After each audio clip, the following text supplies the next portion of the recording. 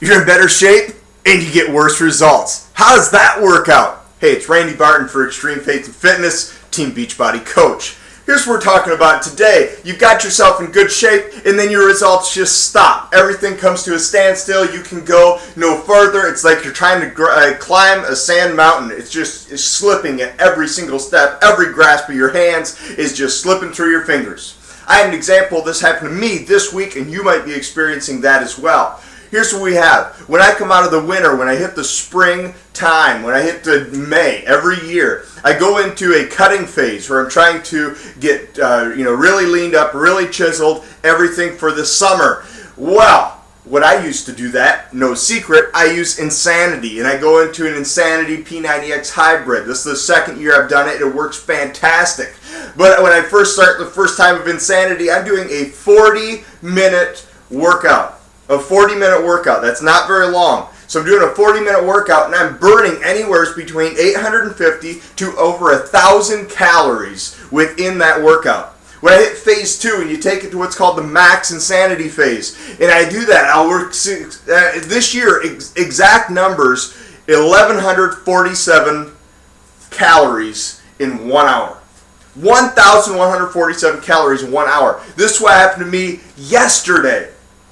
Yesterday, I set a personal best goal. If you're following us at Extreme Faith and Fitness, you saw that. It was posted. I did max interval circuit, taking 0 breaks. Absolutely no breaks outside of the ones where he tells you to take 30 seconds. No breaks. Did everything move for move, the complete time, every single time.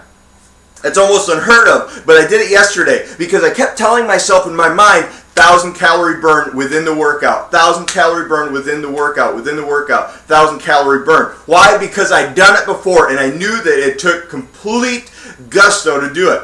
But before I was taking breaks, and I hit 1,147 calories.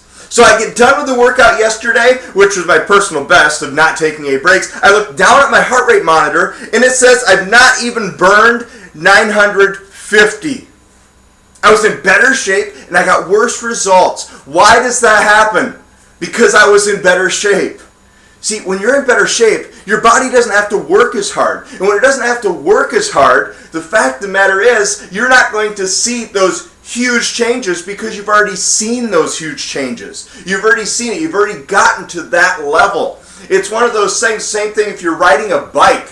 It takes more effort for you to get that bike going and started than it does to maintain the speed. And it's the same thing with your body. It takes more work to get your body moving and to get your health and your nutrition and your fitness and your well-being going forward than it does to maintain it. And that's where it becomes a mental game.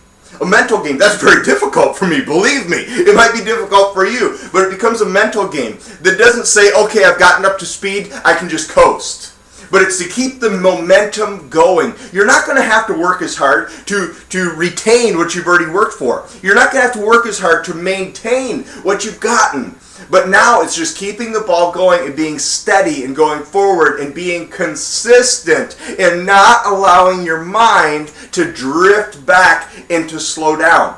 This week is a recovery week for me. One day I just did a whole lot of bike riding. And I went on a bike ride with my son. My oldest son is the farthest he'd ever gone. We went 4 miles. And I was explaining this to him with the gears and things, that it takes more work to start off. That's why there's gears, and related it to the car when you feel it shifting. It's because it takes more work to start off and to go. So once you get up to speed, your engine doesn't have to work as hard. Well, the same thing with your body's engine. It just doesn't have to work as hard. So you're in better shape, but you stop seeing those drastic result changes.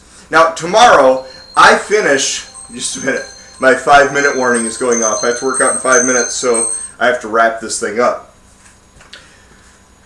Well, what we have is tomorrow, I'm finishing up my 8th straight round of P90X. Tomorrow I'm going to be finishing up my 4th round of Insanity that's been worked into a hybrid. So what that means for me, since these have all been consecutive back to back to back to back to back, is I'm not going to see significant changes. I'm not going to win if I'm in a challenge group, which I always get into challenge groups.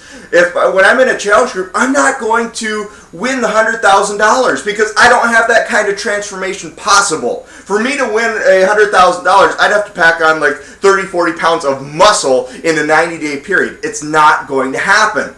But what I can do is continue to move forward, join the groups to keep me accountable to move forward, and keep going. And that's what I tell you today when we talk about getting in shape and getting worse results. It's not that we're really getting worse results. It's just that we don't see that drastic transformation. At some point, it's going to come to the pinnacle of where you can be. And then it's that mind game to keep pressing forward. The Apostle Paul talked about this. I press towards the mark. It's not that I'm sprinting with all my might. It's that I have that consistent press towards it because I know what the ultimate goal is. The ultimate goal is not to get up to speed. The ultimate goal is to maintain forward motion, moving forward. And that's the same thing for you as well. I call it the goal effect. Don't fall to the goal effect, where you reach a goal of a number or a weight or something else, and you go right back to where you've been. Some call it roller coaster dieting. You just up and down all the time. That is not healthy, and that's not your goal. So, get in good shape. You won't see the huge transformations, but don't lose hope. Maintain speed, maintain momentum, and keep moving forward. Reach out to those around you. Begin coaching.